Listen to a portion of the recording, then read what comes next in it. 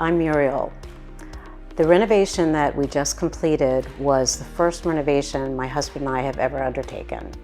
I did a lot of research and I finally decided on DC home remodeling, and I'm very glad I did. The building we live in is a 1920s building which presented some challenges, but Marvin, our project manager, was definitely capable of handling everything that came up. We had a complete bathroom renovation, a closet entrance enlarged, and another closet that was expanded. All the details that were part of the original building were maintained or replicated perfectly, so it looks like the closets were always there, but meanwhile we have a nice modern bathroom. There were also some suggestions that Marvin was able to make about things that hadn't occurred to us that made the final product much better.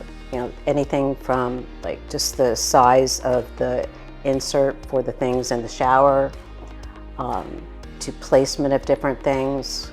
So I was very glad that I had Marvin, and I definitely plan to use DC Home Remodeling when we go to do our kitchen next.